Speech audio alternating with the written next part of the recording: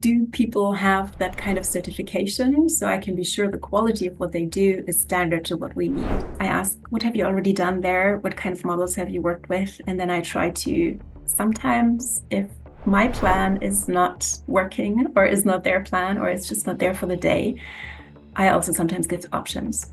Sometimes I even hear, we really appreciate that you're here today, but to be honest, we just wanted to meet each other again and you're just a cherry on the cake.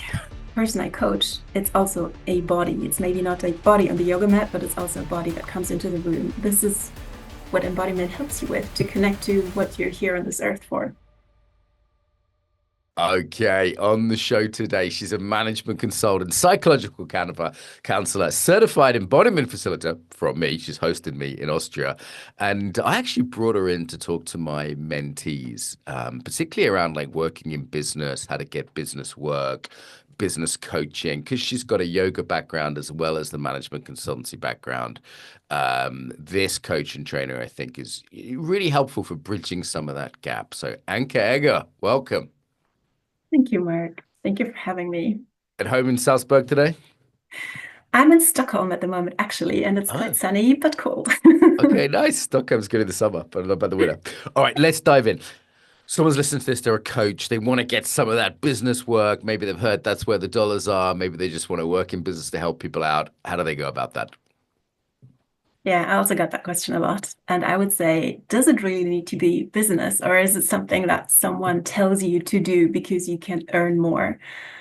Because I don't think everybody will find their sweet spot and their happy spot in business. So Yes. yeah, so it's where do you feel at home? Where can you connect with the people? Like, do you know what a corporate day looks like? Have you worked in corporate? Can you connect with people? And do you really want to work for them? And that's several questions that have to be answered. And maybe it's a no at some point, and then maybe some other positioning is better. Right. There's this idea that business has all the money. But for example, my girlfriend works for NGOs and she's really well paid. And you think, oh, NGOs have no money. But in a certain role, that's not true at all. And then there's other Yeah. sectors. And some of it's credibility, isn't it? It's like, you came from that world. Do you have the credibility in that world? I remember when I first started wanting to coach in business, I actually went and sat in my friend's office because I had no idea what an office was like. I literally went and sat in there and like worked on my laptop for like a week just to sort of experience it. I mean, now I've done it loads, I'm more comfortable. But at first I was like, what am I doing in this world? I just had this idea like, oh, they've got all the money, so I should work there. And what surprised me is actually how much I learned about people working in business. I had all these ideas that business people were like weird, totally different human beings or amoral psychos. And I met a few unpleasant people, but mostly I just met really good people. And I loved that the businesses I worked for were like, I still occasionally work for business, but not so much now. But I loved that they were like, give us a result. And that was really good training for me as is coming from the slightly hippie embodiment world. Any thoughts on all of that? Yeah, sometimes it's really hard, especially with embodiment, to pinpoint the results and to say, look, this is a study that proves embodiment. This is a study that proves embodiment, especially as like all the research from 20 years ago is put in question. So I cannot Right. always nail it down. And so there's different groups. Let's say from my experience, like if I work with IT people who are very like earthy, as we would say in the embodiment and limited speak, they need to go really slow. They need to like step by step. Who said that? Which model is this? Who said it? And other groups are more fluid. They take whatever you throw at them. So whichever group you're working with, if you adapt to that at the beginning a little bit, then that makes it easier later on. Mm, yeah. I think Yeah, I it's didn't answer your question, but I no, forgot it's okay. your We're just sort question of, already. this is really lovely because I know you a little bit and I enjoy your company. This is a lovely like Friday afternoon recording podcast, and we can be a bit more chill. Certainly I found different industries different. Like I worked with a marketing company in London, like high end, but they were so open minded. They wanted Yeah. to do the craziest stuff. They were like, give us the craziest stuff you've got. And equally, even in departments, I remember I worked for an insurance company in Brighton years ago. And it was like 8 floors in the building. And you would walk between floors and feel the embodiment change. And if I was teaching the HR people. It was very different than teaching the accounts people. The sales people were super fiery and they had that like, give us the result. And then, other people were more earthy in our model. And it was even in departments, they were different. So it's hard to generalize, right? Yeah, well, I think HR people are really open. I come from a Hmm. consultancy agency background in brand and design, so they're also usually very open. I think people who work in IT, who work in project-based, who always have to adjust to a different project, the different people around them, they're also very open. So the more open the people are and the more willing they are to go with you, the easier it is. And there's always like 1 out of 10 people who like is leaning back with the arms crossed, like, what the fuck is this? But if it's just 1 out of 10, I can live with that. And And the group will take 1 out of 10 with them, won't they? They'll sort of yeah, take them along for the ride if there's just one. Yeah.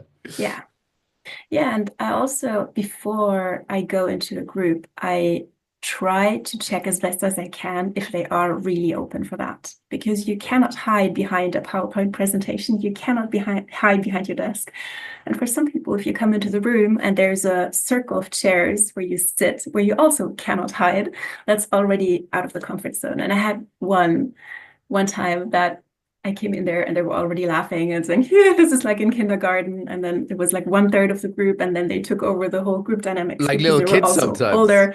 Right? Yeah, Like I little kids just, sometimes. Yeah. Like that surprised me. I was like, oh my God, these business people are acting because they're under such high pressure a lot of the time. And they're not really taking this seriously. And it was like kind of like a joke to them, And a lot of it's like how you've been set up. Like what has HR said? What has the training team said? Have they made people come? Because of course, if we do an open training on embodied coaching in Austria or, Slovenia, England, wherever, people have come from their own free will, but it's quite different if people have been sent, right? Do you have yeah. a policy on people getting sent?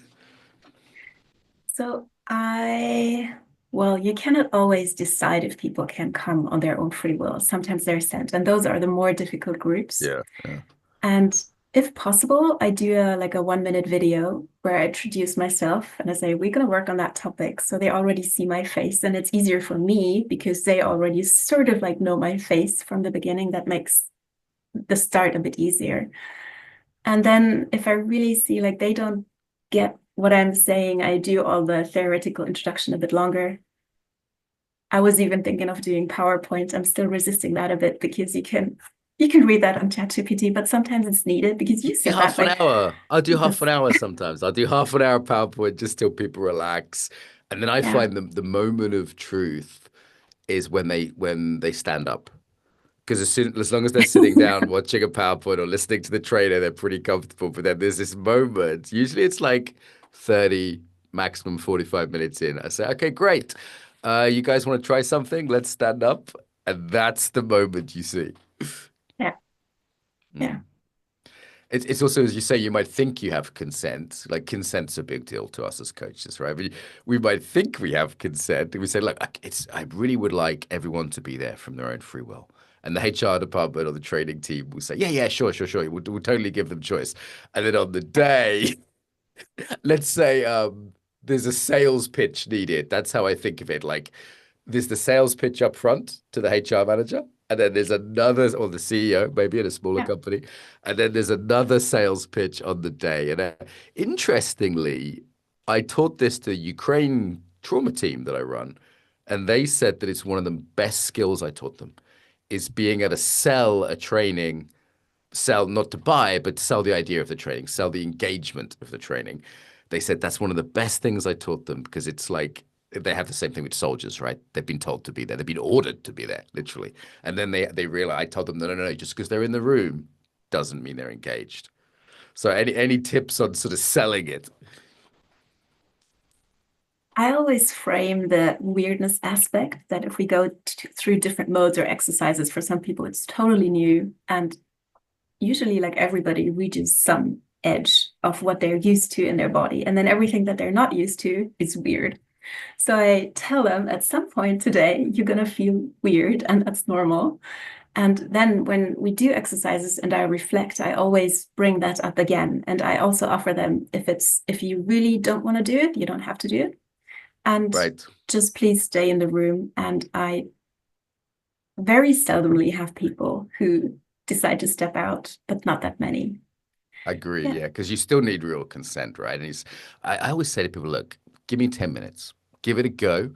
You might not like it, but at least give it a try. Unless they're real bastards, they're generally going to give it a try because that's a very, and if you give them that freedom back, they'll treat you Yeah. with respect. You say, look, I know you've been forced to be here, but I can't make you learn. So how about you just give this a go? And if you really want to leave, I'll just mark you as registered. Don't even worry about it. I won't. And if you give people that freedom back, they go, oh, okay, I'll give this guy a shot.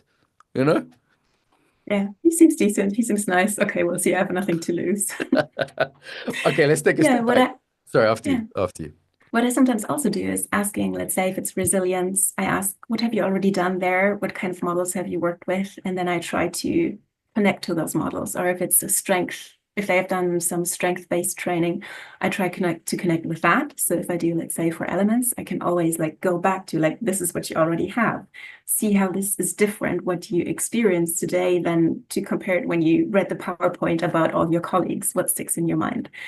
And that also gives like, okay, she knows what we've done already. So she doesn't try Nice. to explain us the world anew again because she's another consultant from the outside and who knows it better, which is another point. Sometimes I say that I'm there to serve them. And sometimes if my plan is not working or is not their plan or it's just not there for the day, I also sometimes give options. And that is Right, also right. really helpful. So they have the agency, like, what Choice, do we agency actually and need choice again. now? Yeah. Yeah, agency and Yeah. choice. As you say, it's new things are scary. If you can connect to the familiar, that's not so scary. So like maybe they know mindfulness and embodiment's not so far from mindfulness. So it's like we can start there, or body language or Yeah. emotional intelligence, right? These are things they've heard of. So they'll say, is it body language? I'll say, well, it's kind of like that and so we're Yeah. connecting and then growing from what they know. And the second piece there is the motivation, right? It's like, okay, maybe the CEO wants them to be more productive, but that's not necessarily their motivation. Maybe they want to be less stressed. So, okay, how do we work that kind of so everyone's happy, right? That's very different than a one-to-one coaching client who's just contracting with you for their needs. There's that third person in the room, and the needs may be aligned, somewhat aligned, or even not at all aligned. And any Yeah. thoughts on that sort of triangle of the commissioner, the participants, and you? Yeah. Sometimes I even hear, we really appreciate that you're here today, but to be honest, we just wanted to meet each other again, and you're just a cherry on the cake. It's like, okay, that's clear and direct. It doesn't dishonor me as a person. They still went Right, right, along. right. So yeah, not taking it personally is also a good Not thing. taking, yeah, yeah. I sometimes feel like, you know what, this is some of the executives I worked with. I was like, this is the most fun thing they do all year. It's the most fun they have with their colleagues all year. And, I'm taking it very seriously as a trainer, but actually to them, it's light relief from the intensity of their work. It's almost a day off, a training day. Um, any thoughts on the initial sell then? So sometimes my mentees come to me and they say, I want to work in business. Sometimes they've had a background or they say, I want to work with lawyers because I was a lawyer, right? So they've got some contacts, they've got some credibility. But I say to them, unless you've got those contacts, it can be quite a long process. Like I'm having a meeting in London with a sort of major clothes retailer for the first time next weekend, going to their office in London. And I go, that might be 6 months to a year before I'm getting paid by that client. Assuming the pitch goes well, assuming the person in HR likes me, internally sells it, assuming they can get everyone in a room together, which is not that easy for high level people. It's not a quick process. So, any thoughts on that sort of contact to delivery process? So HR is usually easy because they're curious and they're like the people who would take the CAC course as well themselves. So they are open, but then they have to sell it as well. So yes, it usually takes, for me, I think the minimum was 3 months. So 6 months up to a year is very realistic. And yeah, just show the benefits of what it can do.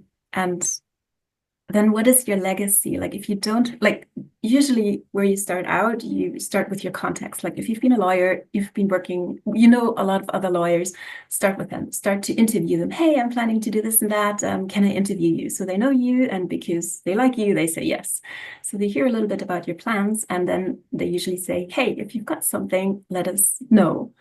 And then you develop, and then you can come back to them with an offer. And then it takes time to grow business with companies. And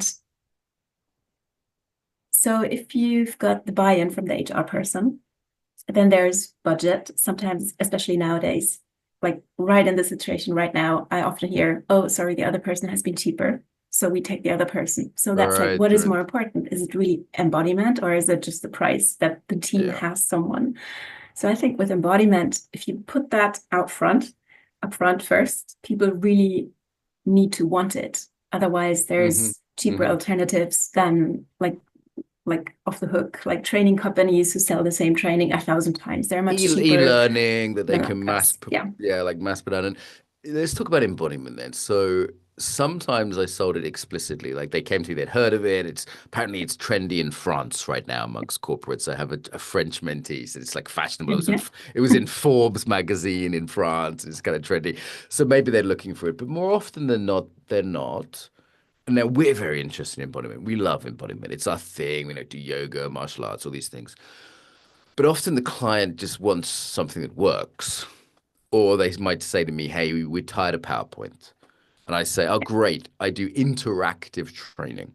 I might not even mention embodiment, right? And I say, Yeah. you know what? We might actually stand up and move around. Is that okay? So I have to describe what the process is. But I'm not necessarily going to use a word that's unfamiliar to them and maybe kind of makes them red flags of like, oh, it's too weird, it's too strange. I might say, hey, I do a very interactive kind of mindfulness-based style. Does that work for you? And they might say, hell yeah, we're tired of PowerPoint. But you don't have to explicitly talk about embodiment, right? Or do you? Do you use that as a selling point? It depends. Sometimes people come to me through LinkedIn and say, hey, we also want to do some embodiment. Can you do that with us? Yes. Then my Okay. question is like, what for? Like, what do you want to do that for? And then from that point, we might have like a couple of ideas and we take it from there.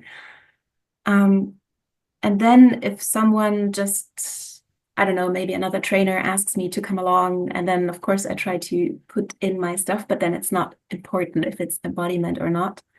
It's more important that it's like appropriate for them and that they somehow trust me. Like if there's another trainer that is maybe he's worked in IT support and that's easy to connect with because it's an IT team, then he's the normal and I'm the weird. And he sort of sells me in. Okay, And okay. So you're the special flavor that gets brought in, and yeah, like it's nice to come in on that trust. And there's huge amounts about trust here, though, right? Because I found that yeah, if I didn't make the commissioning person, CEO, HR manager, training manager look bad, if I made them look good, if everybody came to them afterwards and said, "Well done for getting that weird guy in, he was really interesting, we learned a lot," then I'm getting rebooked because I haven't made Tracy in HR look like a fool, right? Instead, I've made Tracy in yeah. HR look cool and innovative, and everybody's happy with Tracy. And Yeah, I I think the also moment of go on, truth just is really that moment. Like maybe the HR mhm, person really likes you on a one-on-one basis, but they have no idea how you work with groups. How are you in front of a group? right. And that's the real pain point. So if that comes up, I just invite HR people to my trainings that are open for everybody and say, hey, just come along. I invite you. I have two Did I say coming. that on the podcast? Yeah, no, you can totally say that. I have two HR managers coming for free to my training in London next weekend. Yeah, For that, I'm like, look, if this is too much of a risk for you, you come to this, check me out. No, it's not a totally, I always say like, hey, I'm a bit better behaved when I'm in other people's houses. I'm house trained in other people's houses. Like I swear less. The yeah, jokes are, the jokes are less intense. But yeah, I say like, look, this will give you a taste. And also I've noticed once you deliver one good training, they'll say, hey, do you do stress management? Do you do a leadership course? Do you do a team building? Because now you're a safe pair of hands. And it's difficult for them to find someone sometimes. So once they know, oh, we can rely upon Anchor, they're going to get you back and again and again and again. yeah. That's always the hope for it. Well, So repeat far, work is great, right? Yeah, my experience at the moment, that was a bit of a downturn for me was that they book resilience trainings and it's a Yeah. 1 day. So they say, okay, check, we've done this. And even if they've liked it, like there's budget restrictions, there's other trainers, there's like, it's sort of like at the moment, I feel it's a lot of work to get people to come back because they also think like, okay, we've done embodiment. Okay, cool. We've Or done mindfulness. Yeah, like tick, yeah. done. We've done a half day of mindfulness. We're good. Yeah.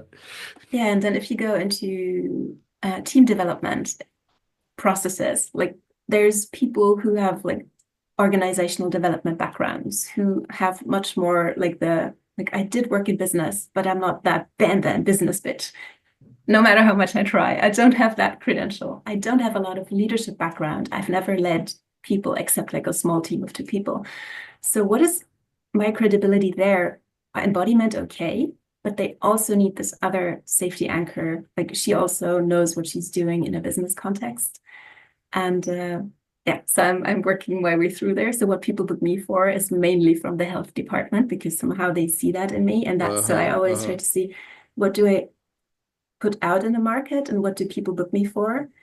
And then try to find the sweet spot and not think too much about like, oh, where can I put embodiment? This would be cool. This would be Yeah, cool. yeah, This would be yeah. cool. That's your Because it agenda. just gets too much. And yeah, Right.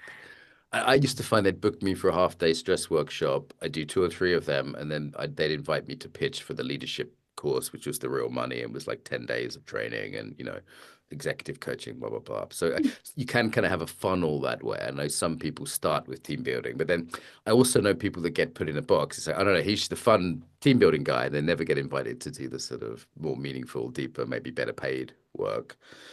The other one here is losing contact. It was so frustrating. I'd be in a company, I'd be working there 2 or 3 years, coming in every few months to do a workshop. Maybe it was there every year, they're new graduates or whatever. And then the HR manager would change. And then my emails just would bounce back. And I'd be like, hey, where's Carol gone? Maybe eventually I'd phone up and there'd be some new HR. Oh God. And they say, oh no, she's brought her new trainer in from somewhere else, and all of a sudden it was like, damn it, that years of work have gone down. Like that, like, do you deliberately sort of keep your network alive somehow? Do you have a strategy for that? I know some people are sending Christmas cards and, going for coffees all the time. Any strategy for that? I try to keep the personal contact because HR people are very watery, as am I. So that's usually works well. And yeah, then it's sort of like you need to be top of mind the moment they need you. Right. I'm not the expert for that yet, to be honest. No, no. This is where I think LinkedIn is pretty good, is for not for reaching out cold to people, but staying connected. Oh, now Carol's working for Unilever and not blah blah blah, right? And also for content, for in social media, you need to be top of mind. It's the same as, we run coach trainings, there's a few other embodiment coach trainings out there. If someone's a coach thinking about doing their training this year, if they just saw an Instagram reel yesterday, it's like, oh yeah, Mark does that. Because the way I look at it is like I'm so far down their life priorities list, it's not even real. Like there's 200 things more important in their life than me. Do you know what I mean? So it's like I need to be nudging into their attention somehow. Yeah. Yeah, LinkedIn really works well for that. So I try to keep a steady posting stream. And like you said, like what are you working on? Sometimes you're not allowed to mention the clients, but you can still like take the ideas from whatever the conversation was or whatever the training was and put that into thoughts on LinkedIn. And at the beginning, I had a bit of a resistance there. And now I just see it's just something I do. And even if I don't feel like putting myself out there, like today in the morning, I just post it anyway. So it's like, okay, I just like have some picture on my drive. I can take that. That's fine. And that's where the conversations also come from, like how people find me with embodiment, because sometimes I really don't know the people who come towards me and ask, like, hey, can we also do some embodiment? So sometimes the people are from my personal network or through my personal network, through other coaches and trainers. And sometimes it's through LinkedIn. They find me, they book me. Mm-hmm. Okay, let's talk about one-to-one coaching. What do you think makes a good embodiment coach in the context of business? Embodiment practice. And Their own practice. No, no, like the coach, Yeah, the coach's the coach him practice. or herself. Yeah, Mhm. you like what really helped me was years of teaching yoga and years of having worked with bodies. And a person I coach, it's also a body. It's maybe not a body on the yoga mat, but it's also a body that comes into the room. And this, I don't know, the eye that you develop for bodies, that is really, Yes. really, really helpful. Right, because you're And seeing the breath and the posture day in and day out. So that's just very easy now when someone's standing up in a suit in front of you, right? yeah, well, most people don't come in suits anymore, but yes. Ah, They're usually, the context is quite relaxed in one-on-one coachings. And it's like in okay. German, you have like the Sie and Du. So we're more with the informal version also. And then like listening, and usually like business coaching start at a very business context. So maybe you have a coaching session and another one that tackles the business setting, but then very quickly you see like there's underlying topics, and no Right. matter like which angle we come from, we always touch on that subject again. And then it's the question, does the person really want to go there, or does he or she not want to go there?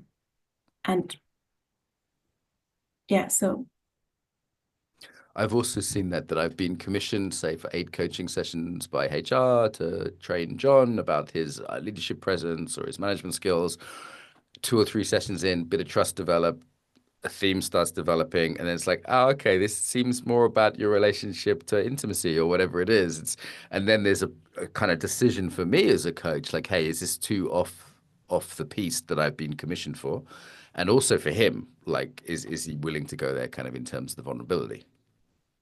yeah, but that usually shows. Like you go places and you see how far you can go, or if they block the topic, or also name it. Say, okay, this is as far as I think we can go with coaching. There seems to be like we seem to like come to the same topic again and again and again. That's underlying. Would you like to look there? Mm, And then it's a yes or a no. And if it's a yes, we can go further. If it's a no, or sometimes there's also the switch between what the company pays for. Like in Austria, hmm. Germany is usually like or mainly 2 to 3 sessions, and then do they want to continue as a private client if they really want to go deep? Or do they say, okay, that's fine for now? Yeah, yeah, yeah. I mean, I want to come back to Austria, Germany in a bit. I know we have a lot of German-speaking listeners from Switzerland, Austria, Germany. So we'll come back to that. Before we do, though, it strikes me that a key issue here is what we would call calibration, whether it's with groups or with individuals. Like I was just at a sort of coffee gathering for some more kind of alternative people, and there was like a lot of hugging, right? And we would have been pretty uncalibrated in a sort of more business context, even an informal, maybe Yeah. IT business context, it would have been uncalibrated. So it strikes me that this sensitivity, is this too much? Whether it be the embodiment, the touch, the emotional intimacy, like that's a key question here, right? Yeah, so coming back to the interviews I did at the beginning, I asked my HR connections, what was the worst experience you ever had with a coach coming in or a team developer coming in? And there were really, really examples like they put up incense and flowers in the middle of the room. So, Oh, okay, I'm gonna be okay. So, yeah, yeah, we have the unicorn killing exercise for coaches where we get them to we say like, what are the most like jargony or hippie words that you use? And we get them to teach, like, because yoga teachers will have words from yoga, which will be perfectly fine, opening chakras or something, which may not translate very well, even if the skills of a yoga teacher will translate. Yeah. So sometimes it's more of a languaging thing. Incense, that's something I have a couple of times I've been told, yeah, we heard of embodiment before, like almost like it was one business school I worked with, and someone who'd done one of our courses had almost ruined the kind of reputation of embodiment before I arrived, just by being enthusiastic. Not because they were a bad person, but they were just enthusiastically trying to get everyone in, slightly stiff kind of business context to dive in, and it was obviously too much too soon. yeah, and it's also about how you dress, like dress in something comfortable, but maybe put like a business jacket on top that you can, because it's warm and you facilitate anyways, that you can take Right, off. right. And say like all your credentials, just put them out at the beginning. Like the Americans and also the British are really good at that compared to the German speaking world. So Oh, I am really? this, I am that, this is my background, this is all my certifications I have, this is the Oh, the persons I've British are worked worse than with. the Americans. So you would say the German speakers are worse Yeah, than the British at that? yes. because I get told I'm boasting if I say anything. I like someone else to introduce me in England because they can tell them all my qualifications. Because if I introduce myself and say, oh, I've done this for 20 years, like, people think that's boasting in England. So it's the only way you can do it is sort of humble bragging. Like I like to slip in examples of past clients, either anonymously or if clients don't mind me talking about the work we did. Yeah. Or, hey, this one time I was working with Unilever in Switzerland, and then I just sort of slip it in stories, and then they kind of go, oh, okay, this guy's kind of experienced. Yeah. Someone told me in Germany it's more about like the pieces of paper though, because in England I never get asked for like my certification or ICF or whatever. But is that sort of a German thing? Because I noticed my German students, they're quite interested in the piece of paper. Like, is this a sort of formal qualifications are more of a thing culturally, would you say?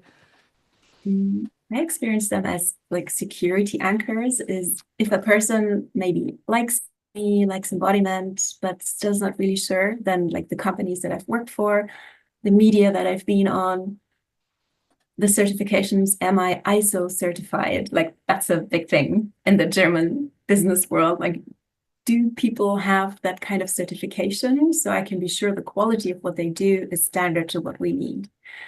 And sometimes you only can get in with those kind of certifications, or also like how is the setup? Like if I wanted to work for a big automotive company, for example, can I, as a single person enterprise, can I make a contract? Can I go through all the buying process? Or is it easier to work for another company who then only pays me half, but they sell me? Right, But then right. they Ah, would. I hate that process sometimes of filling out forms, and I actually don't do that anymore. Sometimes in companies, it's anything below 20,000 can be done without that, or there's a certain line they might have. But that process of filling out the forms and all the official stuff, I used to hate that. And I just don't do it.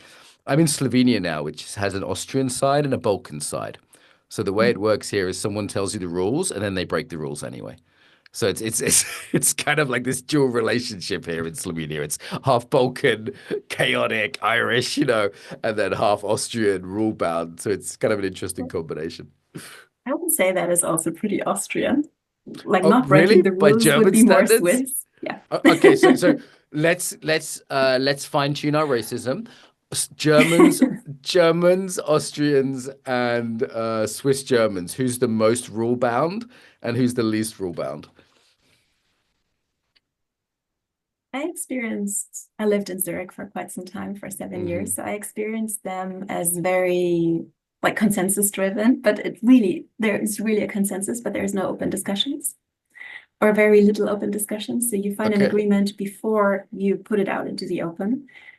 And yeah, they stick to the rules. Germans also stick to the rules, but they discuss in public, like also political discussions, for example. If in Germany there's elections, it's like out in the public how they discuss, like, oh, and then the other side, oh, and the next side, oh.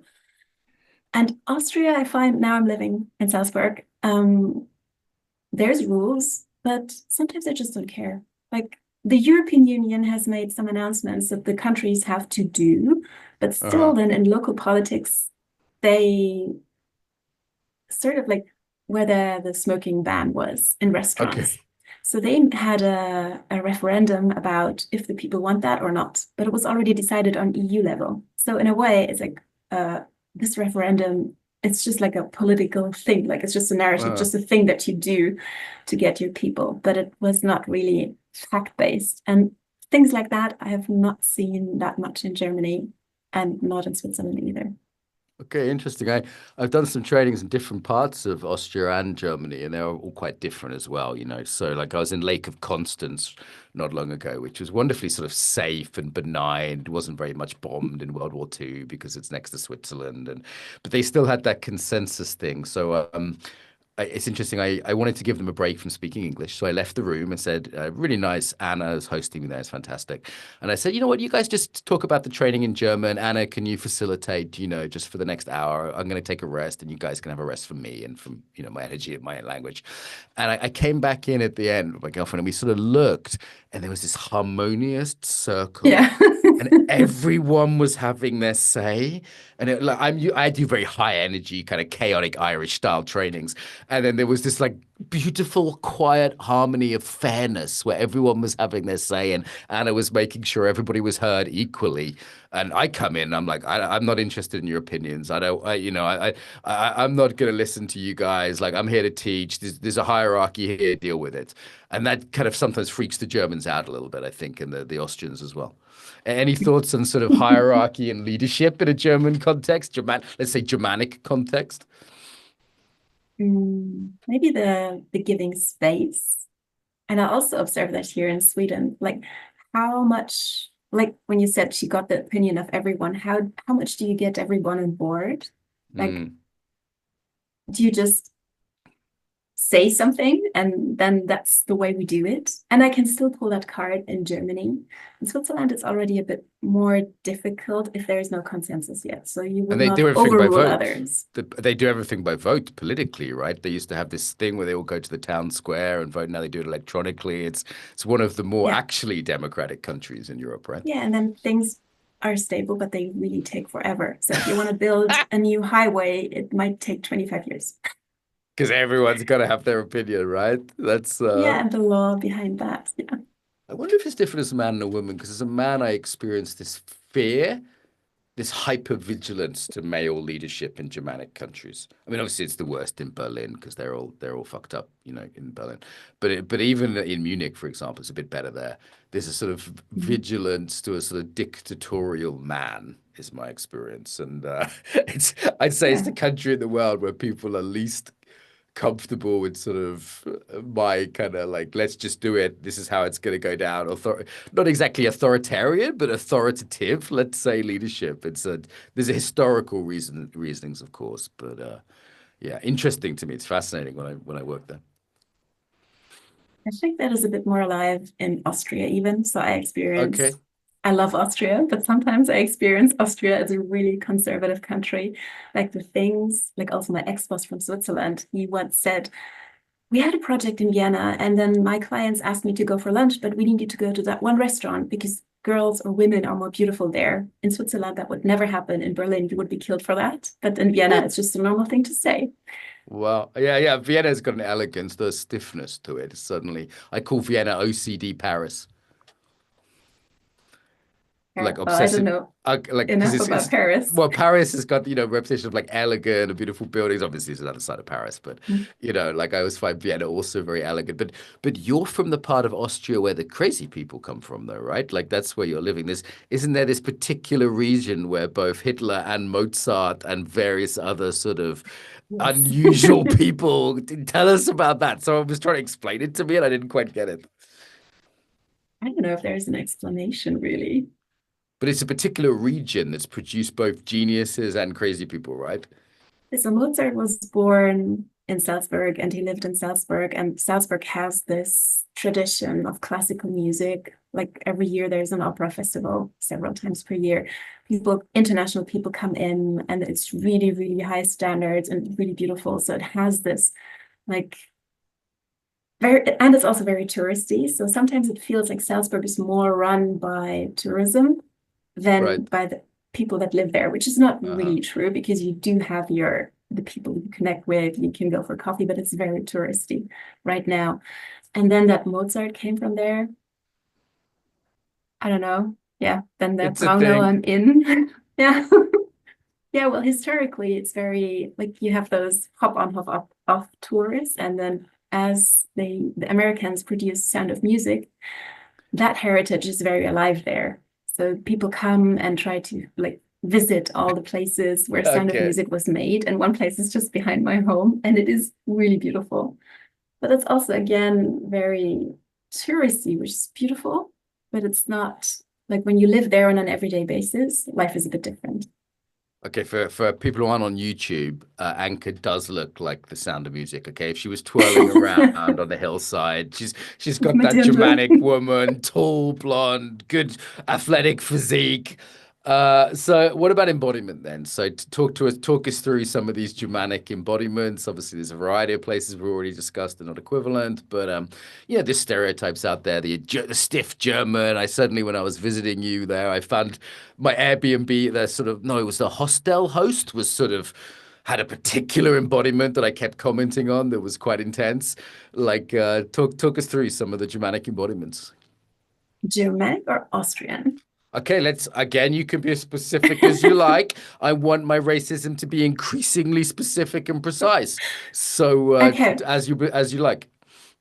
let's, because you had this woman from the hostel, so let's put it to the Austrian cult, like how I experience women in Austria. Not all of them, of course, like it's always Of like a course. but Cultural factor generalization. so it's you want to be very nice Uh-huh. and you don't want to go directly against others. So you're Uh-huh. more seeking agreement and then through the back do something other. Controlling at the back. Mhm. It's If you look at pictures in the news or like I don't know, there's a group of women and they all sit cross-legged and maybe even cross-armed, so they okay. don't take up a lot of space, which is maybe different to women in Berlin, like Oh yeah. or Berlin's its own those thing. stereotypes. Yeah. And I feel there's also like an earthiness, like a Hmm. heaviness in the way they are, many are in their bodies. Maybe like this more. Salzburg is a really peasant area. Like traditionally, there's like if Hmm. you go Hmm. into antique shops, it's all farmers' antiques, which are really beautiful. If you're in Berlin, if you're in Vienna, it's more the Biedermeier style, more refined because it was more art. It's always been a city, and Salzburg used to be quite peasant. I mean, apart from the clerical richness that there is. Yeah, and then Austrian, like the stereotypical Austrian man is like, yeah, baby, I know everything. Like, come along, let me invite you to dinner. Let's go for a coffee. Like this more like um what probably like the stereotypical Berlin women that you have in your mind would not like that. Okay, interesting. And I've worked in Zurich quite a lot, and there is a stiffness there. Like the sort of stiff Yeah. Germanic stereotype does exist in Zurich. Like that's absolutely the case. I Yeah, mean, not Zurich is in every very, context, but yeah. they're more careful in their interactions, I find. Like Okay. there's this, like I understand the dialect, but I don't speak it because people Mm. told me don't do that. It's like they don't like it. And there's always this like a layer of not of nice words in a conversation. And you sort of learn that. You learn to sing along with that niceness of layers. And in Berlin, for example, if someone gives you cash back in a supermarket or in those days when you still use cash, they would just like go, bam, here's your cash. And in Zurich, I was living in Zurich. I was like, Yeah, what yeah. is that? Like, what did I do anything wrong? And in Zurich, it would be like, here you go, here's a change. Oh, thank you very much. Have a nice day. So yeah, you're really kind in the way you talk to each other. And you're also giving much more space to each other. So that might seem a bit more introvert and groups need longer to warm up or also on an individual basis. But then they're really nice, open, funny, interesting people, inspiring Yeah, yeah. people. I had a great time in Zurich when I was there swimming in the river. I had a really good time. There's some good tech industry Yeah. I was doing some stuff with there. Yeah, and that little example of embodiment of how someone gives money back, I think it's wonderfully observed. And I think as embodiment teachers, I'm glad you caught that one because that's another one I've seen that if we are paying attention, the little gestures, the little actions, how someone gives money back, how someone opens a door, how someone passes something, these small things, how someone eats their lunch, right? This is revealing quite a lot as an embodiment teacher if you pay attention, I think. So I enjoyed that example.